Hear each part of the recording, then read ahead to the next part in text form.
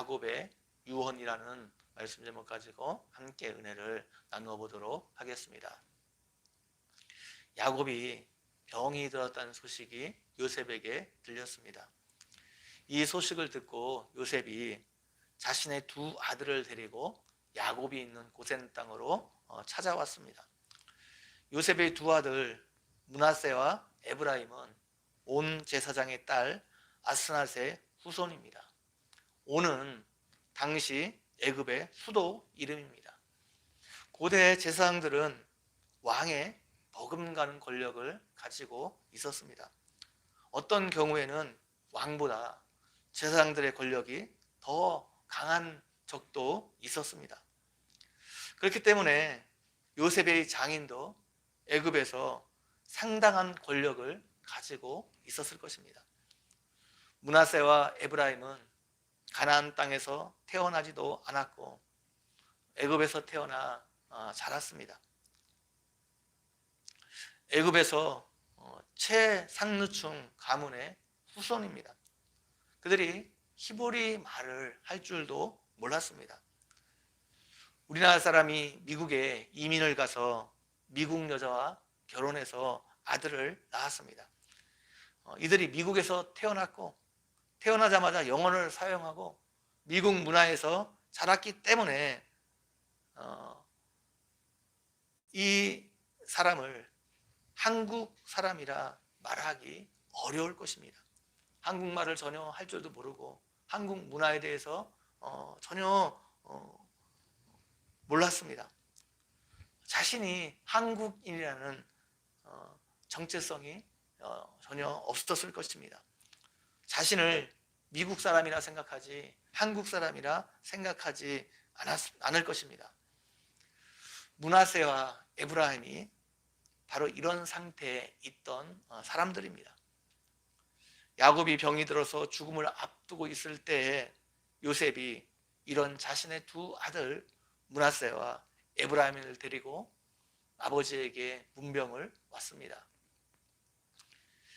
야곱이 요셉이 왔다는 말을 듣고 침상에서 일어나 앉았습니다. 침상에 앉자마자 야곱이 한 이야기가 무엇입니까? 가나안 땅 루스에서 자신에게 나타나신 하나님에 대해서 이야기하고 있습니다. 얼마나 자신의 후손들에게 이 이야기를 해주고 싶었으면 아들이 오자마자 침상에서 일어나 이 이야기를 하고 있습니다. 루스는 베델입니다. 베델에서 자신이 어떻게 해야 될지 어디로 가야 될지 모를 때에 하나님께서 자신에게 나타나 약속의 말씀을 주셨다 말하고 있습니다. 하나님께서 아브라함에게 약속하시고 이삭에게 약속하신 것처럼 자신에게도 나타나 큰 민족을 이루게 해주시고 가나안 땅을 주시겠다 약속하셨다는 것입니다. 그래서 가나안 땅을 영원한 소유로 주시겠다 약속하셨다는 것입니다. 야곱이 베델에서 하나님을 만난 사건은 야곱의 생애에서 잊을 수 없는 기억이었습니다. 하나님이 자신에게 직접 찾아와 말씀을 주셨고 하나님께서 그때 약속하신 대로 야곱과 일평생 함께 하셨기 때문입니다. 야곱의 생애에 가나안 땅을 하나님께서 주시지 않았지만 야곱은 반드시 하나님께서 자신의 후손들에게 그 땅을 주실 줄 믿었습니다. 야곱이 요셉과 그의 두 아들에게 다시 그 이야기를 하는 이유가 무엇입니까? 요셉과 그 아들들에게 자신들의 정체성이 무엇인지를 정확하게 가르쳐 주기 위해서입니다. 너희들이 궁극적으로 살아갈 땅은 애굽 땅이 아니라는 겁니다. 가나안 땅이 하나님께서 약속하신 약속의 땅이고 너희는 언젠가 그곳으로 돌아가야 한다는 것을 다시 한번 상기시켜 주기 위해서 베델에서 하나님을 만나고 하나님께서 받았던 약속을 이야기하고 있습니다. 요셉도 마찬가지고 특별히 요셉의 두 아들은 애굽의 동화될 가능성이 많았던 사람들입니다. 다른 말을 사용하는 요셉 형제들의 후손과는 어울리기 어려웠던 사람들입니다. 그럼에도 불구하고 야곱은 요셉의 아들들도 하나님의 약속 가운데 있고 약속의 가문에 속해 있다는 것을 명심하도록 지금 죽을 때까지 그들에게 하나님을 섬길 것과 약속의 땅에 대한 소망을 권면하고 있습니다. 그러면서 므낫세와 에브라임이 자신의 아들들이 될 것들에 대해서 권면하고 있습니다. 이들이 요셉의 다른 형제들처럼 자신들의 아들들이 될 것이라 말하고 있습니다. 이 말은 이들도 분명히 약속의 자녀 안에 들어가게 될 것에 대해 말하고 있는 것입니다.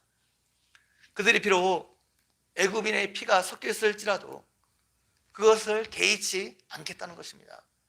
너희는 하나님의 택하신 선민이기 때문에 그 정체성을 잃어버리면 안 된다는 것을 요셉에게 말해주고 있고 요셉의 두 아들 므낫세와 에브라임에게도 말해주고 있습니다.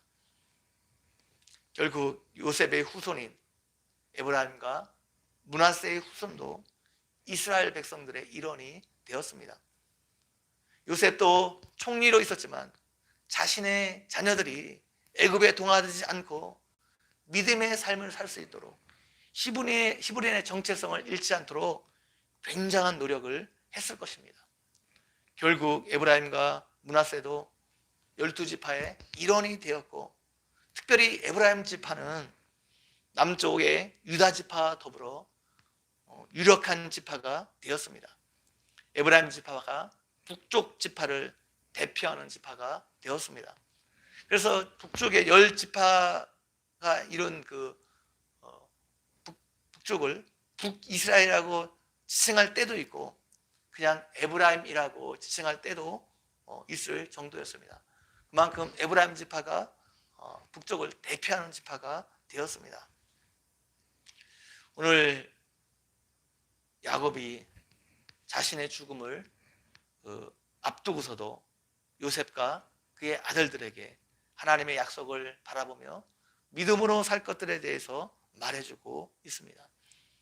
하나님의 약속이 지금 풍요로운 이 애굽 땅에 있는 것이 아니라 애굽에서 보게 되면 이 변방인 가나안 땅에 있음을 분명히 말해주고 있습니다. 그래서 그의 후손들이 가나안 땅을 동경하고 소망하면서 하나님의 약속이 이루어질 것을 기대하는 삶을 살도록 야곱이 권면하고 있습니다. 우리들도 우리의 후손들이 나와 함께 하셨던 그 하나님에 대해서 알 수 있도록 이제까지 나와 동행하셨고 함께 하셨던 그 하나님에 대해서 자녀들에게 말해 주어야 합니다. 그리고 하나님의 약속의 말씀인 성경을 우리 자녀들에게 가르쳐야 됩니다. 그들이 믿음 안에 살 수 있도록 끊임없이 기도하고 권면해야 합니다. 야곱이 노년에 자신이 죽으면서까지 소원했던 것은 자신의 후손들이 애굽 땅에서 번성하는 것이 아니었습니다. 하나님께서 약속하신 약속의 땅을 바라보는 것이고 그 약속의 땅으로 돌아가는 것이었습니다.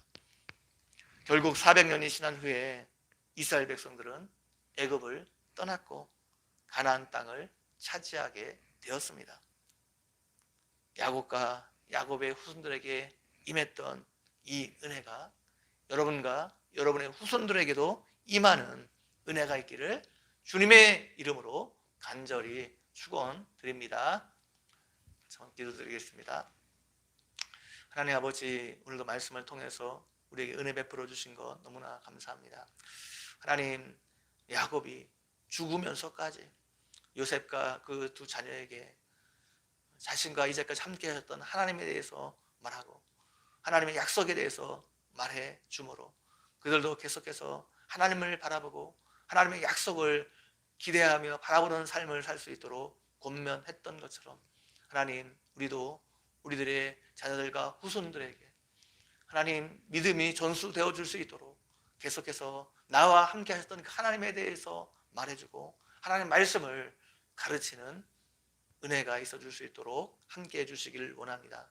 그래서 우리의 자녀들도 믿음 안에서, 신앙 안에서 영원한 천국을 바라보며 또 이 땅에서 하나님의 말씀대로